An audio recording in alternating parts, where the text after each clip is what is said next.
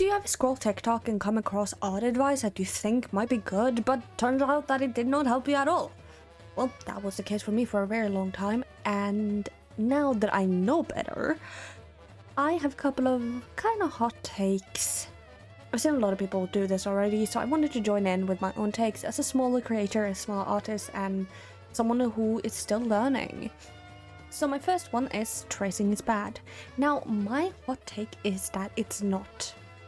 I know. But for me personally, tracing things has genuinely helped me understand the dimensions of it, how to replicate it, how to understand things like clothing, like different styles and everything like that. And of course, you're not supposed to sit there and post your traced art and say, oh yeah, I did this from scratch. Of course, don't do that.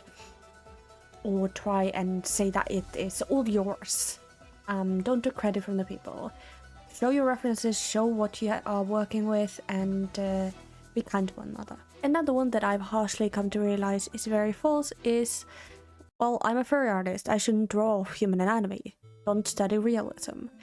I thought for a long time, and I think I've caught myself saying this a couple of times, where if someone asks what to study, I have never said human realism or study human anatomy.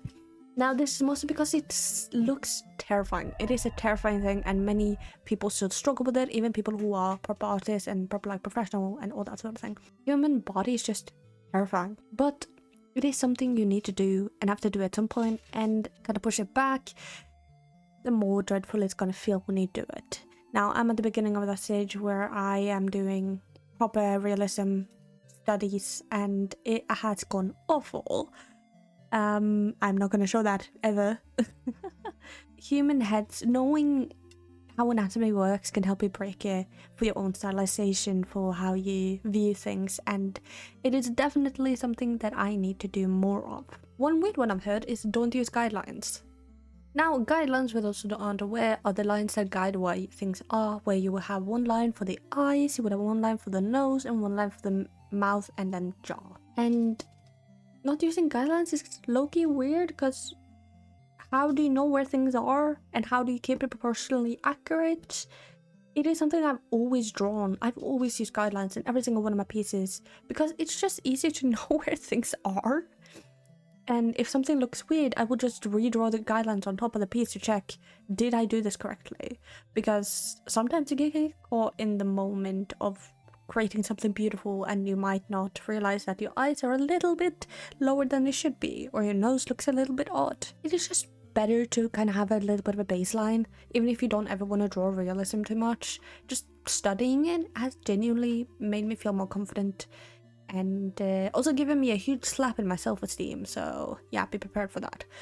My last one is, that is kind of controversial, is I've seen people talk about furry art. Now, this is not art advice, it's more so art thing that I've seen people speak about, with people saying, oh, if you want money, if you're in it for the business, become a furry artist. I've been a furry artist for 2+ years, been an artist for 4, and I cannot say I'm raking in money. I am not rich as fuck. And I asked my community about this, and a lot of them assumed it was because a lot of fursuits cost a lot of money, therefore people think that they are rich. Now, that is such a weird ass take to have, because there are literal people who make it into like a video and say like, oh, how much did I earn as a furry artist, and blah blah blah blah blah blah and everything like that. And being a furry artist, being an anime artist, it's not gonna make you rich. Even if you make the most amazing art in the world, the art community and the art world is oversaturated and competing with AI. So get quick method is not going to be to become a furry artist, and it can feel disingenuous if people are doing it for the money, not because they enjoy the hobby and want to be part of the community that is already demonized so much.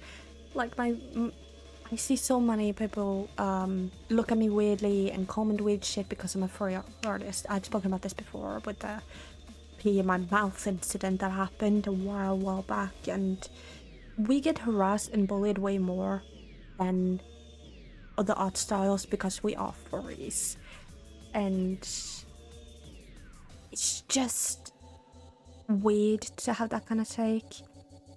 But I want to leave off this video by saying that however you do your thing, you go, you do that. I hope you don't hear Casper scratching in the background. You study and create at your own pace. Don't be scared to take breaks and come back to it later. I think the longest breaks I'd taken had been like a week or some shit, or like a month, couple of months. I know this art community and the art space in general has been very tense since AI came into play, and it can feel so demotivating seeing people use AI and get more followers than you, or get more subscribers or more commissions or whatever. It can feel demotivating, but know that creating from honesty and with morals and putting your heart in it is going to be so much more worth it than AI slop. I mean, we're all in this together, so yeah. Just have a good day. See you guys in the next video. Subscribe, give me a 5k, please. If you, it costs nothing. It costs absolutely nothing, and it will be amazing. And I will bring a picture up of Casper here to send you off. Goodbye.